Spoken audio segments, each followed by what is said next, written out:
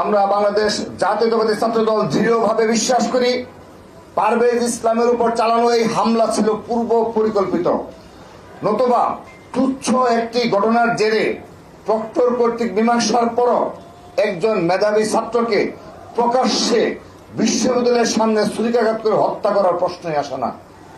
আমরা এই নৃশংস হত্যাকাণ্ডের তীব্র নিন্দা প্রতিবাদ জানাচ্ছি এবং অবিলম্বে এই হত্যার সাথে যারা জড়িত সন্ত্রাসীদের দ্রুত গ্রেপ্তারের দাবি জানাচ্ছি।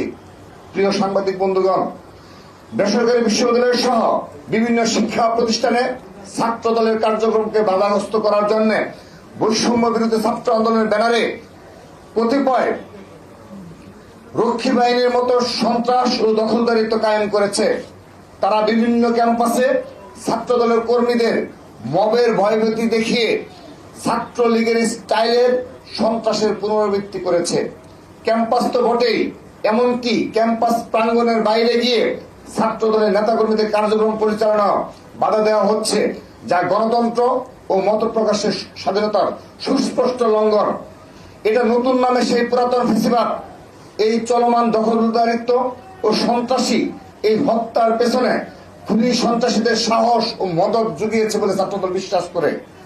দিনে দিনে ছাত্রদলের নেতাকর্মীদের ডিহিউম্যানাইজ করার যে পরিকল্পিত ষড়যন্ত্র, এটা অত্যন্ত পরিকল্পিতভাবে সাজানো হয় শহীদ পারভেজদের হত্যাকাণ্ডের বৈধতা মাধ্যমে।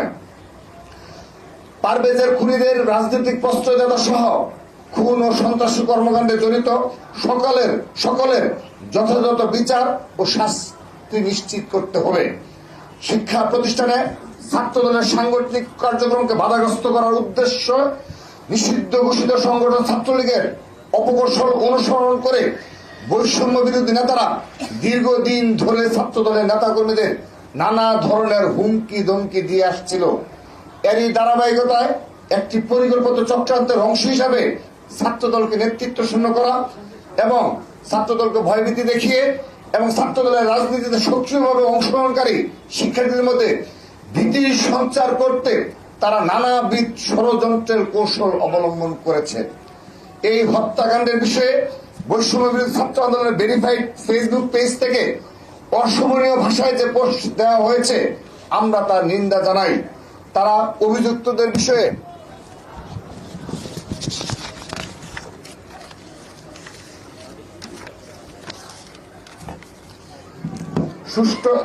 সুষ্ঠু তদন্ত দাবি করতে পারতেন, কিন্তু তা না করে অশোভন ভাষায় আক্রমণ ও তদন্তের আগেই অভিযুক্তদের পক্ষে নেওয়াটাই প্রমাণ করে তারা অপরাধ আড়াল করাতে বিশ্বাসী।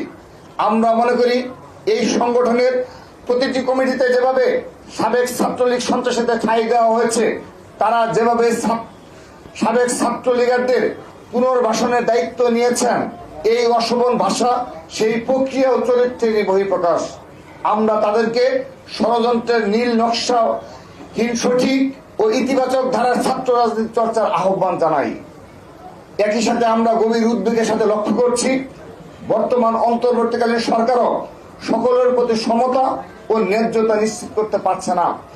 বৈষম্য বিরোধী ছাত্র আন্দোলনের নেতৃবৃন্দের সাথে তারা বিভিন্ন সময়ে দফায় দফায় আলোচনা করলেও বিভিন্ন সরকারি নিয়োগগুলো এককভাবে বৈষম্য বিরোধীদের তালিকা ধরে দিলেও তারা ছাত্র দলের মতো বৃহৎ ও জুলাই আন্দোলনের সর্বাধিক শহীদের ছাত্র সংগঠনের সাথে কখনোই আনুষ্ঠানিক বসে কোনরূপ আলোচনা করেনি।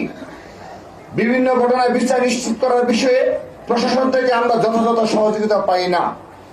প্রশাসনে এখনো হাসিনার প্রেতাত্মা লুকিয়ে আছে, আর এদেরকে উৎসাহ আশ্রয় দিচ্ছে বৈষম্য বিরোধী ছাত্র আন্দোলনের কতিপয় নেতৃবৃন্দ। বিভিন্ন ঘটনায় সেটা বারবার প্রমাণিত হচ্ছে। আমরা আবারও এই নির্মম হত্যাকাণ্ডের পরিকল্পনাকারী, ইন্ধনদাতা, হুকুমদাতা এবং হামলাকারী সন্ত্রাসীদের অবিলম্বে গ্রেপ্তার ও দৃষ্টান্তমূলক শাস্তির দাবি জানাচ্ছি। ছাত্র নেতাদের জীবনে নিরাপত্তা নিশ্চিত করার জন্য অন্তর্বর্তীকালীন সরকারের কাছে জোরালো দাবি জানাচ্ছি। তাদেরকে বিভিন্ন বিষয়ে একপাক্ষিক আচরণের বদলে সমতা ও ন্যায্যতা নিশ্চিত করার আহ্বান জানাচ্ছি। মরহুমের আত্মার মাগফিরাত কামনা করছি। আমিন। সবাইকে ধন্যবাদ।